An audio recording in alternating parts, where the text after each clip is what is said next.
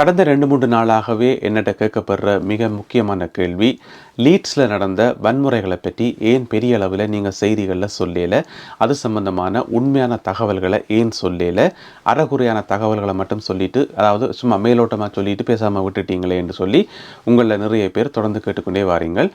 இந்த கேள்விகள் எல்லாத்துக்கும் பதில் சொல்கிற விதமாக இன்றைய வீடியோ இருக்க போது. இந்த சிறப்பு வீடியோ இந்த விஷயத்தை பற்றி ஆராய போகுது. சரி, ஏன் இந்த விஷயத்தை பற்றி நான் பெரிய அளவில் சொல்லலை அல்லது ஆழமாக சொல்லலைன்னு சொன்னால் அதுக்கு ஒரு சில காரணங்கள் இருக்குது. என்ன விடுங்கோ, இங்கே இருக்கிற மெயின் ஸ்ட்ரீம் மீடியாக்களை பார்ப்போம். யூகேயில் இருக்கிற மிக முக்கியமான மீடியாக்களை பார்த்தீங்கன்னு சொன்னால் அவர்களும் மிக மிக மிக கவனமாகத்தான் இந்த செய்தியை கையாண்டார்கள். அதில் பயன்படுத்தப்பட்ட சொற்கள், வெளிவந்த தகவல்கள், அதில் பாவிக்கப்பட்ட படங்கள் எல்லாமே மிகவும் கவனமான முறையில் வெளியிடப்பட்டது. அதுக்கு மிக முக்கியமான காரணம் என்னென்னு சொன்னால் 2 காரணம் இருக்குது. ஒன்று இது ஒரு சமூகத்துக்கு இடையிலான பிரச்சனையாக போயிடும், ஒரு சமூக பிரச்சனையாக மாறுறதுக்கான வாய்ப்பு இருக்குது. பிறகு லீட்ஸில் ஆரம்பித்த இந்த பிரச்சனை யூகே முழுவதும் பரவுறதுக்கான ஒரு வாய்ப்பு இருக்குது. எனவே இது மிக கவனமாக கையாளப்படணும். இது முதலாவது காரணம். 2வது காரணம், இதோட சம்பந்தப்பட்டது சிறுவர்கள், 18 வயதுக்கு குறைந்த சிறுவர்கள். உங்களுக்கு தெரியும், எப்போவுமே சிறுவர்களோட சம்பந்தப்பட்ட எந்த ஒரு விஷயமாக இருந்தாலும் அது மிக மிக கவனமாக கையாளப்படும். எடுத்தம் கவிழ்த்தம் என்று சொல்லி நாங்கள் ஊடகங்களில் எல்லாத்தையும் பேசிட முடியாது. எனவே சிறுவர்களோட சம்பந்தப்பட்ட விஷயம் என்றதாலையும் இந்த செய்தி மிக கவனமாக கையாளப்பட்டது. உண்மையை சொல்ல போனால் இந்த சம்பவம் வியாழக்கிழமை பின்னேரம் 5 மணிக்கு பிறகு நடந்தது. ஆனால் வெள்ளி, சனி, ஞாயிறுல எல்லாமே முழுமையான தகவல்கள் இதை பற்றி வெளியில் வந்ததான்னு கேட்டால் அப்படி இல்லை. இன்னுமே அந்த முழுமையான தகவல்கள் வெளிவரையில். இனியும் அந்த ஒரு வரையறுக்கப்பட்ட தகவல்கள் தான் வரும். எனவே எனக்கு கிடைச்ச தகவல்கள், நான் அறிஞ்சு கொண்ட தகவல்கள் எல்லாத்தையும் முடிஞ்ச வரைக்கும் கவனமாக எவ்வளவு தகவல்களை சொல்ல முடியுமோ அவ்வளோத்தையும் சொல்லக்கூடிய அளவுக்கு நான் சொல்கிறேன். அதோட இந்த காணொலியில் சில விசேட காணொளிகள் இதில் இணைக்க போகிறேன். அந்த சம்பவத்தோட சம்பந்தப்பட்ட சில விசேட காணொளிகளும் இதில் இணைக்க போகிறேன். முதல்ல இந்த சம்பவம் என்ன நடந்திருக்குன்னு சொன்னால், லீட்ஸ் நகரில் இருக்கிற ஹேர் ஹில்ஸ் என்ற ஒரு பகுதி. அந்த பகுதியில் வியாழக்கிழமை பின்னேரம் ஒரு 5 மணி போல் கேர் ஒர்க்கர்ஸ் போயிட்டு அங்கே இருக்கிற ஒரு வீட்டில் இருக்கிற சின்ன பிள்ளைகளை, அந்த வீட்டில் இருக்கக்கூடிய சின்ன பிள்ளைகளை தங்களுடைய கஸ்டடியில் எடுக்கிறதுக்கு, தாங்கள் அழைச்சி கொண்டு போகிறதுக்கு முயற்சி செய்திருக்கணும். அப்போ என்ன காரணத்துக்காக அந்த குறிப்பிட்ட வீட்டில் இருந்த அந்த சிறுவர்களை கேர் ஒர்க்கர்ஸ் தங்களுடைய கஸ்டடியில் எடுக்கிறதுக்கு முயற்சி செய்தவே என்று சொல்லி மிகப்பெரிய கேள்விக்குறி ஒன்று இருக்குது. அது சம்பந்தமான தகவல்கள் வெளியில் வரவே இல்லை. அந்த சிறுவர்கள் செய்த குற்றம் என்ன, அல்லது அந்த பெற்றோர்கள் செய்த குற்றம், அல்லது என்ன காரணத்துக்காக அந்த கேர் ஒர்க்கர்ஸ் போய் அவங்க கஸ்டடிக்குள்ள எடுக்க முயற்சி செய்தவைன்றது இதுவரைக்கும் வெளிவரையில். ஆனால் எங்களுக்கு ஒரு விஷயம் நாங்கள் விளங்கிக் கொள்ளணும். ஒரு கேர் ஒர்க்கர்ஸ் போயிட்டு ஒரு வீட்டுக்குள்ளே போய் அங்கே இருக்கிற சிறுவர்களை தங்களுடைய கஸ்டடிகள் எடுக்க போயினோம்னு சொன்னால் அதுக்கு ஒரு மிக வலுவான காரணம் ஒன்று இருக்கும். காரணம் இல்லாமல், சரியான ஒரு உத்தரவு இல்லாமல் யாருமே யாருடைய வீட்டுக்கும் போயிட்டு சிறுவர்களை அழைச்சி கொண்டு வர முடியாது. மிக முக்கியமாக கேர் ஒர்க்கர்ஸ் இந்த மாதிரியான ஒரு நடவடிக்கையில் ஈடுபட போயினோம்னு சொன்னால் அதுக்கு சரியான ஒரு இன்ஸ்ட்ரக்ஷன் இருந்தே தீரும், சரியான காரணம் இருந்தே தீரும். சரி, அப்படி ஒரு வீட்டில் போயிட்டு சிறுவர்களை அழைக்க முற்படையக்குள்ள அது எப்படி இப்படி ஒரு வன்முறையாக மாறினது, எப்படி இவ்வளவு மக்கள் கூட்டம் திரண்டு போலீஸ் ஜீப் எல்லாத்தையும் கவுட்டு கீழே கொட்டி அடித்து அதை நொறுக்கி அப்புறம் பஸ்ஸுக்கெல்லாம் நெருப்பு வச்சு அதை எரித்து இவ்வளோ பெரிய வன்முறைகள் எப்படி படிச்சேன்னு சொன்னால், அந்த கேர் ஒர்க்கர்ஸ் அந்த வீட்டில் போயிட்டு அந்த சிறுவர்களை அழைக்க முற்படையக்குள்ள இந்த கேர் ஒர்க்கர்ஸுக்கும் அந்த சிறுவர்கள் அல்லது சிறுவர்களுடைய பெற்றோர்களுக்கும் இடையில முரண்பாடு வந்திருக்குது. அப்போ அந்த கேர் ஒர்க்கர்ஸ் போலீஸுக்கு கால் பண்ணினோம், போலீஸ் அங்கே வருது. இது பத்திரிகைகளில் எப்படி செய்தி வந்ததுன்னு சொன்னால், போலீஸ் அங்கே அந்த சிறுவர்களையும் அந்த கேர் ஒர்க்கர்ஸையும் மீட்டெடுத்தனர், அங்கிருந்து மீட்டெடுத்தனர் என்று சொல்லித்தான் பத்திரிகைகளில் செய்தி வந்திருக்குது. அப்படி என்று சொன்னால் அந்த கேர் ஒர்க்கர்ஸ் அங்கே அச்சுறுத்தப்பட்டனரா, அல்லது அவர்கள் அடைக்கப்பட்டனரா, அல்லது தடுத்து வைக்கப்பட்டனரா என்ற ஒரு கேள்வி இயல்பாக எங்களுக்கு எழுது. அதை பற்றின விவரங்கள் பத்திரிகைகளில் வரையில. ஆனால் போலீஸ் போய் அதை மீட்டெடுத்தனர் என்று சொல்லும் போதே அங்கே ஏதோ ஒரு சம்பவம் நடந்திருக்குன்றதை எங்களால் ஊகிக்கக்கூடிய மாதிரி இருக்குது. போலீஸ் போயிட்டு அந்த சிறுவர்களையும் மீட்டெடுத்து அந்த கேர் ஒர்க்கர்ஸையும் மீட்டெடுத்திருக்கணும். அப்போ சிறுவர்களை மீட்டெடுக்கக்குள்ள அந்த வன்முறையில் ஈடுபட்டார்கள் என்ன குற்றம் சாட்டினோம்னு சொன்னால், இந்த கேர் ஒர்க்கர்ஸ் சரியான முறையில் சரியான ப்ரொசீஜர்ஸை ஃபாலோ பண்ணி இதை சிறுவர்களை மீட்கல. அதாவது சைல்டு ப்ரொடெக்ஷன் பாலிசி என்று இருக்குது, அதாவது குழந்தைகளை பாதுகாப்பதற்கான கொள்கைகள் என்று இருக்குது. அதுகளை சரியான முறையில் இவர்கள் பின்பற்றல.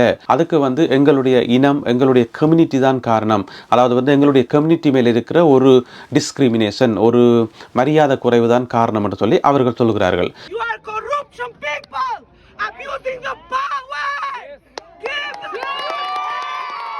இப்போ வந்து அந்த கம்யூனிட்டி யார் என்று சொல்லி எங்களுக்கு ஒரு கேள்வி வரும். அந்த கம்யூனிட்டி வந்து ரோமா கம்யூனிட்டி என்று சொல்லி சொல்லப்படுது. ரோமா கம்யூனிட்டி. அப்போ அந்த ரோமா இன மக்கள் யாருன்னு பார்த்தீங்கன்னு சொன்னால் அவையில் ரொமேனியன்ஸா என்று பார்த்தோம்னு சொன்னால் இல்லை. ரொமேனியன்ஸ் வேற, ரோமா வேற. ஆனால் ரொமேனியன்ஸுக்கும் ரோமாக்கும் வந்து தொடர்பு இருக்குது. நாங்கள் எப்படி சொல்லலாம்னு சொன்னால், ரொமேனியன்ஸில் வந்து ஒரு பிரிவான ஆக்களை வந்து நாங்கள் ரோமான்னு சொல்லலாம். ஆனால் நான் இந்த வரலாறு நாங்கள் எடுத்து பார்த்தோம்னு சொன்னால் உண்மையிலேயே வந்து ரொமேனியன்ஸுக்கும் ரோமா என்று சொல்லப்படுற இந்த ஒரு குழுமத்துக்கும் வந்து சம்பந்தம் இல்லை. இப்போ நீங்கள் வீடியோவில் பார்த்த இந்த பெண்ணும் வந்து வன்முறைகளை தூண்டினார், வன்முறைகள் நடப்பதற்கு காரணமாக இருந்தார் என்கின்ற குற்றச்சாட்டின் அடிப்படையில் கைது செய்யப்பட்டு இப்பொழுது பிணையில் விடுவிக்கப்பட்டிருக்கின்றார். சரி, இப்படி பிரச்சனை ஒரு பக்கம் போய்கொண்டிருக்கக்குள்ள உடனடியாக வந்து அந்த ஏரியாவில் வந்து சமூக வலைத்தளங்களில் வந்து வீடியோக்கள் பரவ ஆரம்பிச்சிட்டுது. அதாவது வந்து போலீஸ் வந்து அந்த சிறுவர்களை வந்து அழைச்சி கொண்டு போகிறது, பலவந்தமாக அழைச்சி கொண்டு போகிற மாதிரியான காட்சிகள் வந்து சமூக வலைத்தளங்களில் வந்து வேகமாக பரவினது மட்டும் இல்லாமல் அந்த வீடியோக்களை வந்து ஸ்லோ மோஷனில் போட்டு அதுக்கு வந்து பேக்ரவுண்டில் வந்து ஒரு சோகமான இசை போட்டு சோகமான பாட்டுகள் எல்லாம் போட்டு வேறு வேறு வசனங்கள் எல்லாம் சேர்த்து ஏதோ அந்த குழந்தைகளுக்கு வந்து மிகப்பெரிய ஆபத்து வந்த மாதிரியும் அந்த குழந்தைகள் வந்து ஏதோ கடத்தி கொண்டு போகப்படுற மாதிரியும் இந்த மாதிரி சித்தரித்து வீடியோக்கள் வந்து வேகமாக பரவினதால் அந்த ஊர் மக்கள் வந்து அந்த கம்யூனிட்டி மக்கள் வந்து கொந்தளிக்க ஆரம்பிச்சிட்டோம்.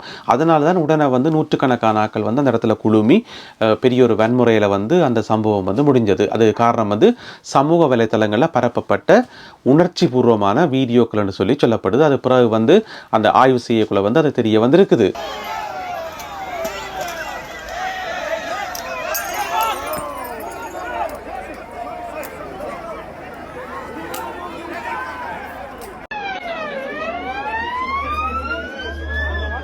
இப்போ எங்களுக்கு ஒரு கேள்வி ஒன்று இருக்குது. இந்த ஒரு குழந்தைகள் மீட்பு நடவடிக்கைக்கு இவ்வளோ பெரிய வன்முறைகள் தேவையா? இவ்வளோ பெரிய அட்டகாசங்கள், இவ்வளோ பெரிய அழிவுகள் தேவையா? இப்படியெல்லாம் பஸ்ஸை கொளுத்தணுமா? இப்படியெல்லாம் போலீஸ் வாகனத்தை வந்து தலகளாக கவுக்கணுமான்னு கேட்டால் யூகேனுடைய வரலாற்று எடுத்து பார்த்தீங்கன்னு சொன்னால் இப்போ சமீப காலத்தில் வந்து இவ்வளோ பெரிய வன்முறைகளை வந்து நாங்கள் கேள்விப்பட்டதே இல்லை. ஆங்காங்கே கத்தி குத்து தாக்குதல் நடக்கும், ஆர்ப்பாட்ட பேரணிகள் நடக்கும், ஒரு சில சின்ன சின்ன வன்முறைகள் நடக்குமே தவிர இவ்வளோ பெரிய வன்முறைகள் வந்து சமீப காலத்தில் நடந்ததே இல்லை. இந்த வன்முறைகள் நடந்ததுக்கான காரணம் சமூக வலைத்தளங்களில் பரப்பப்பட்ட தவறான தகவல் என்று சொல்லி சொல்லப்படுது.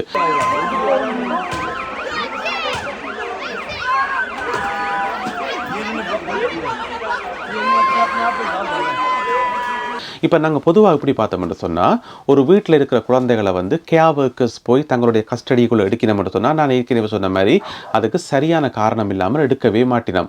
அதுபோக நாங்கள் இருக்கிறது வந்து யூகேல. இப்போ ஒரு வீட்டில் போயிட்டு குழந்தைகளை அவையில் மீட்டெடுத்து கொண்டு போயினோம்னு சொன்னால் கண்டிப்பாக வந்து அந்த குழந்தைகளை வந்து நல்ல விதமாக பராமரிப்பினோம், நல்ல விதமாக வச்சிருப்பினோம். ஏன் அந்த வீட்டிலிருந்து அந்த குழந்தைகள் மீட்டெடுக்கப்பட்டார்கள்ன்றதுக்கான காரணம் வந்து இது வரைக்கும் சொல்லப்படையில. அதுக்கு ஏதோ ஒரு முக்கியமான காரணம் இருக்கும்ன்றதை நாங்கள் உணர்ந்து கொள்ளக்கூடிய மாதிரி இருக்கும்.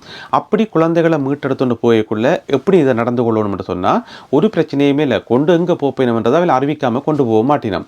அப்படி கொண்டு போகப்படுற பிள்ளைகளுக்கு வந்து அரசாங்கம் தான் பொறுப்பு. எனவே அரசாங்கம் வந்து அதை மிக கவனமாக கையாளும். அந்த குழந்தைகள் வந்து பத்திரமாக பாதுகாக்கப்படுவார்கள். இப்போ பெற்றோர் என்ன செய்யணும்னு சொன்னால் உணர்ச்சி வசப்படாமல், அது கவலையாக தான் இருக்கும். பிள்ளைகளை பிரித்து கூட்டிக் கொண்டு போய்க்குள்ள வந்து கவலையாக தான் இருக்கும். இருந்தாலுமே கூட இது வந்து ஒரு சட்ட சிக்கல் என்று வரும்போது அவர்கள் கூடவே போய் அல்ல போலீஸுக்கு முறைப்பாடு செய்து அந்த குழந்தைகளை வந்து லீகலாக இங்கேருந்து மீட்டெடுக்கிறதுக்கான ஒரு முயற்சியை தான் ஈடுபடணுமே தவிர இந்த மாதிரி ஊரை கூட்டி வன்முறையில் ஈடுபட்டு ஆர்ப்பாட்டங்களில் ஈடுபட்டு இப்படி பஸ்ஸை கொளுத்துறது வந்து சரியான அணுகுமுறை இல்லவே இல்லை. ஏன்னு சொன்னால் யூகேல வந்து அவ்வளவு சர்வசாதாரணமாக குழந்தைகளை வந்து கைவிட மாட்டார்கள். குழந்தைகளுக்கு ஒரு பிரச்சனை என்று சொன்னால் விட்டுட்டு இருக்க மாட்டார்கள். இது முதலாவது பிரச்சனை. அடுத்தது வந்து பார்த்தீங்கன்னு சொன்னால் குழந்தைகளை வந்து தங்களுடைய கஸ்டடியில் எடுக்க வரைக்குள்ள வந்து குறிப்பிட்ட அந்த கேர் ஒர்க்கர்ஸ் வந்து ஏதாவது கேர்லெஸ்ஸாக நடந்திருந்தாலோ அல்லது கொஞ்சம் அத்துமீறி நடந்திருந்தாலோ அல்லது ஏதாவது வன்முறைகள் செய்தாலோ அந்த கேர் ஒர்க்கர்ஸுக்கு எதிராக இந்த பெற்றோர் வந்து முறைப்பாடு செய்ய முடியும். அவர்களுக்கு எதிராக கம்ப்ளைண்ட் செய்து சரியான தீர்வை வந்து பெற்றுக்கொள்ள முடியும். அவர்களை வந்து சட்டத்துக்கு முன்னால் நிறுத்த முடியும். இதுக்கான வாய்ப்புகள் நிறையவே இருக்குது. எனவே இதுக்கு வந்து வன்முறையை கையில் எடுக்கிறது அல்லது அந்த கேர் ஒர்க்கர்ஸை தாக்குறது அல்லது போலீஸை வந்து தாக்குறது எல்லாமே வந்து இந்த பிரச்சனையை வந்து அடுத்தடுத்த கட்டம் நோக்கி கொண்டு போகும்.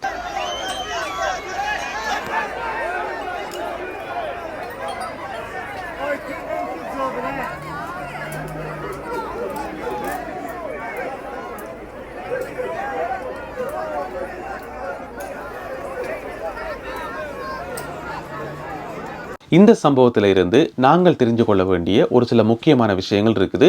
அதில் முதலாவது வந்து ஒரு குடும்பத்துக்குள்ளே நடக்கிற ஒரு பிரச்சனைக்காக நாங்கள் ஊரை கூட்டுறது, எங்களுடைய கம்யூனிட்டியை கூட்டி பிரச்சனை பண்ணுறது, வன்முறையில் ஈடுபடுறது, ஆர்ப்பாட்டத்தில் ஈடுபடுறதில் ஒரு விதமான அர்த்தமும் கிடையாது. ஒரு விதமான அர்த்தமும் கிடையாது.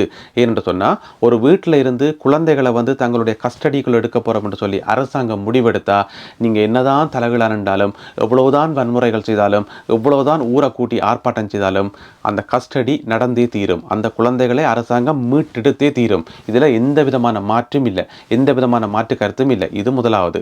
ரெண்டாவது வந்து நீங்கள் கேர் ஒர்க்கர்ஸோட சண்டை பிடிச்சி அவர்களை பிடிச்சி அடைச்சி வச்சா அடுத்ததாக போலீஸ் வரும்.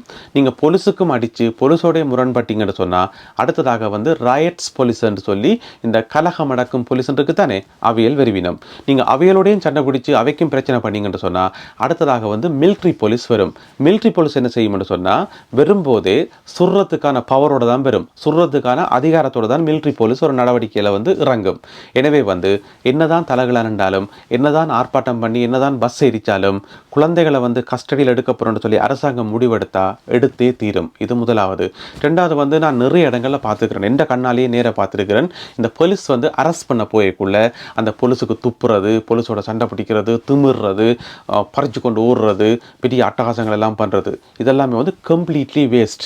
யூகேயை பொறுத்த வரைக்கும் கம்ப்ளீட்லி வேஸ்ட். நீங்கள் என்னதான் கத்தி குளறி கூப்பாடு போட்டாலும், என்னதான் வன்முறை செய்தாலும் உங்களை அரெஸ்ட் பண்ணணும்னு நினைச்சா அரெஸ்ட் பண்ணியே தீர்வாங்க. நீங்கள் எங்கே தான் தப்பி ஓடினாலும் அரெஸ்ட் பண்ணியே தீர்வாங்க. அது எந்த விதமான மாற்று கருத்தும் இல்லை.